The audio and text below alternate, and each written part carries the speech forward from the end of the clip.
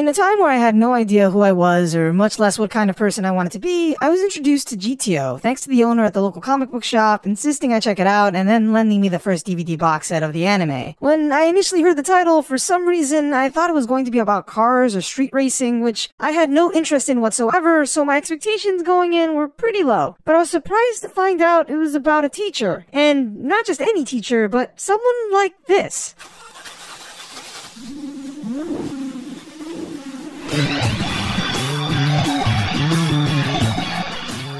From the opening visuals with the way he struts out of the bathroom, you can tell this guy is a little bit out there, and he just lays it all bare. Literally. But to a young me, he just embodied this sense of coolness and freedom. His cocky smirk at the camera matched with the upbeat tempo of the music, along with the striking black and white tones, made it feel like this is the type of guy that lives life the way he wants it, without letting anyone censor him, and most importantly, he always makes sure to enjoy it. This opening spoke to me on so many levels about this guy's character, and I hadn't even watched the anime yet. Now, I know what you might be thinking. Anime? I think you mistitled your video, buddy. Well, unfortunately, the GTO anime ended up being my first lesson in the disappointments of anime adaptations, because after having to go buy the second box set for myself, because I was dying to know what happened next, I found out by its rushed ending that it didn't cover the complete story, so I had no other choice but to turn to the manga. Determined to never be burned again by an incomplete story, I made damn sure to grab all of my Christmas money, head to the comic book shop, and order all 25 volumes, all at once. And after that, I never really regretted it, because while entertaining, it's not the anime that managed to stay burned in my mind. It's the manga that really allowed me to soak in great teacher Onizuka's lessons. If anything, the anime is the watered-down version. The manga is much more perverted, way more extreme, and completely unabashed. And I actually find it to be better this way, because it's this level of rawness that really allows the main character Onizuka to shine here, more so than in any of his other incarnations. Because this is the story of the person that you'd least expect to teach you something valuable.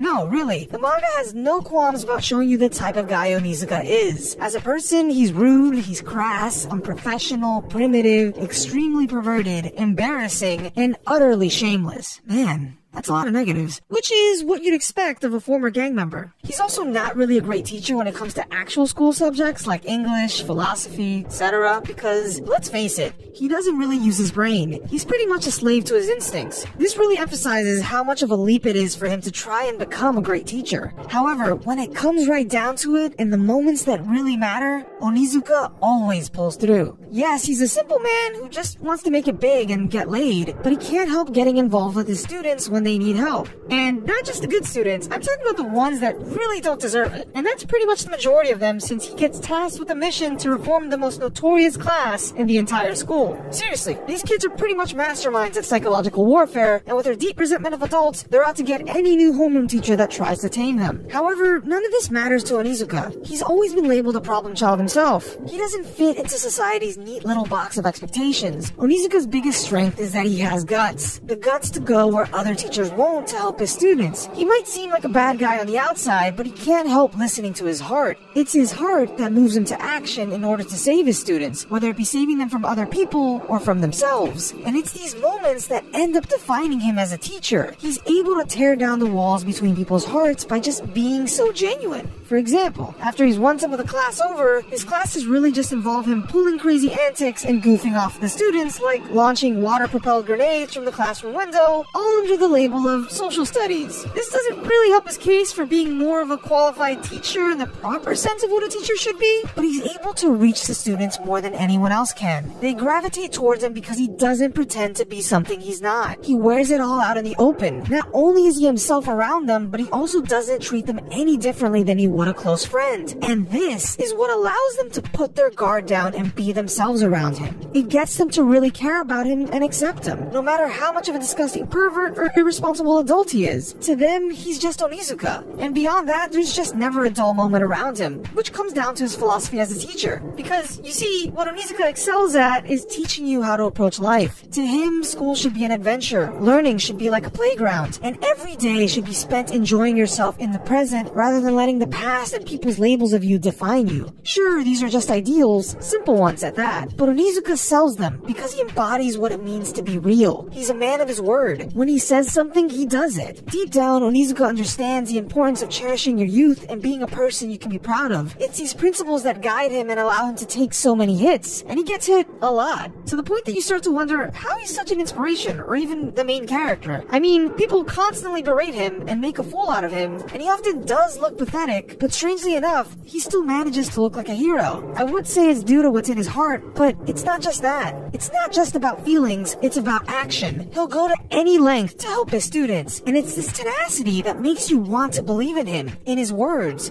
And let me just emphasize that everything he does borders on insanity, but it's always to answer the call of those who need help, to be a friend to the friendless, to give a voice to the voiceless, kind of like a superhero that recklessly endangers minors and almost gets them killed just to get them to learn a lesson. Okay, never mind, he's a demon. My point is that, with superheroes, they're inspiring, but they tend to feel like an unattainable ideal. With Onizuka, he's clearly a clown, but also a man of great devotion, that'll take a bullet for his students just to save them. This dichotomy is what I love about him. Growing up, I always loved to goof around, and my overactive imagination often got me into plenty of trouble, even though all I was really trying to do was make friends. It got to the point where I became extremely cautious of how I should interact with other kids my age, for fear of being misunderstood, until eventually I began to mellow out. Or at least, that's how the grown-ups saw it. They considered it a blessing. But I had actually lost all concept of how I was supposed to be. The wants became shoulds. Should I be like this? Or like that?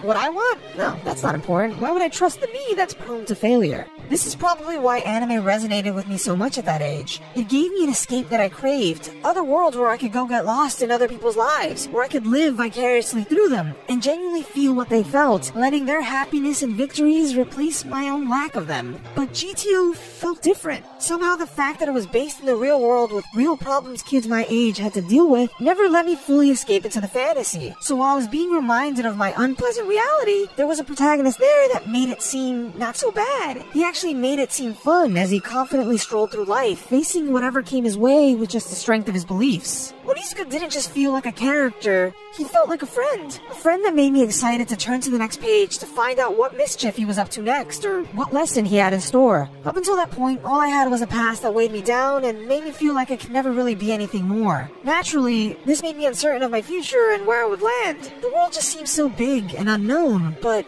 GTO gave it form, by making me feel like my destiny really wasn't defined by factors out of my control, but rather by how I responded to it. To see that he could just be this hilarious dumbass that likes to have fun, while also still being a person that people could look up to, made me feel like maybe it might just be okay to be myself. And even if it did make me unlikable to some people, it would also lead me to the true friends that would stand by my side and accept me. And I think the greatest lesson that GTO taught me is that in life, whatever happens, happens. All that matters is that you give it your all to do what you believe is right, to stand by the people that matter, no matter what awaits on the other side, so that you may continue on with no regrets. That's where true freedom lies. It's funny, I'm much older now than Onizuka, but rereading the manga I realized that I had never really forgotten his lessons. Even though I had completely forgotten where I'd learned them from, those beliefs remained deeply ingrained in my mind. They left such a deep impression that it's made me think that when an author writes a story, whether intentionally or not, he writes it with you and I in mind, letting us know that these lessons are also what inspire him. When we think we're just alone and all we have is anime or manga to keep us company, we're really not. Underneath that anime, on the other side of that drawing, are the author's thoughts, hopes, and beliefs. He's put himself into it in order to communicate with us. Many times I've thought of anime and manga as an escape that we tend to overindulge in, but lately I've been thinking it's more than just an escape. It's a means of giving life to those precious feelings we can't quite understand yet, or we don't know how to express. The parts of ourselves that remain locked away by our own insecurities or hesitations. Being exposed to other people's thoughts and journeys allows us to find out more about ourselves. Their journeys, whether fictional or real, help give us an idea of how to shape ours. But what makes this form of communication so irreplaceable are the words. Words that are able to resonate with you beyond the passing of time. Hey guys, that's the end of the video. If you enjoyed it, please give it a like, and how do you feel about GTO? Are you thinking of checking it out, or are you a longtime fan like me? Please share your thoughts in the comments below. This is actually a really late video, technically, because I made it for the GTO anime's 20th anniversary, which was June 30th, but I only found out about it like a week ago. Either way, I felt really compelled to make it, because even though it sort of disappointed me, I'm thankful for the anime because it led me to my favorite manga of all time. And now that I think about it, I guess that means it did its job.